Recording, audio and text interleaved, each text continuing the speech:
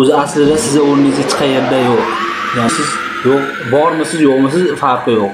O'rningizni bildirib turing borligingizni. O'z fikrimiz sizlar bilan bo'lishib boraman. Like va obuna. Xo'p, assalomu alaykum.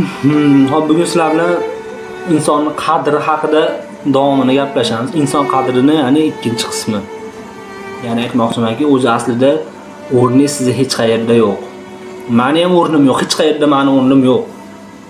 Qanday qilib tushuntirsam bo'lar ekan? Agar sevganingiz bo'lsa, qizmi, yigitmi farqi yo'q. Agar sizni sevganingiz bo'lsa, agar sizni sevganingizga berishmasa, u majbur misol uchun boshqasiga turmushga chiqadi, boshqasiga uylanadi, sizni o'rningiz to'ladi. O'sha sizni o'rningiz yo'q hisoblanadi. Ya'ni o'sha siz yo'q, bormisiz, yo'qmisiz farqi yo'q. Xo'p, do'stlar bilan ham xuddi shunday bo'ladi. Do'stlaringiz ham misol uchun do'stlaringizdan uzoqda bo'layotgan bo'lsangiz, siz bilan misol uchun gaplashmasa yoki bo'lmasa sizga gapirmagan gaplari bo'lsa, boshqalarga gapiradi. Sizni o'rningiz o'sha to'ladi. Misol uchun siz qayerda bo'shliq bo'lsa, o'sha yerda to'ldirasiz xolos. Ya'ni siz yo'q bo'lsangiz, boshqa odam to'ldiradi. Siz bo'lsangiz, sizni o'rningiz bo'ladi.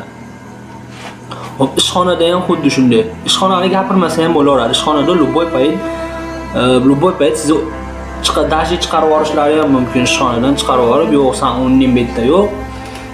Boshqa ishchi olamiz yoki boshqa xodim keldi deb itakdali shunga o'xshagan narsalar juda ham ko'p bo'ladi.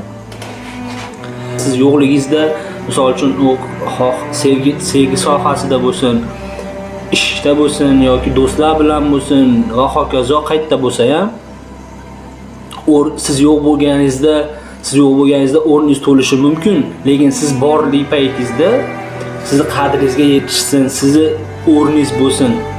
Siz o'sha narsani o'rningizni bildirib turing borligingizni. Men shuni sizlarga aytmoqchi edim. Xo'p, hammaga rahmat. Meni eshitganlaringiz uchun kanalga obuna bo'lib qo'yinglar. Yaxshi narsalar haqida gaplashib, o'z fikrimiz sizlar bilan bo'lishib boraman. Like va obuna sizlardan kutib qolaman. Hammaga rahmat.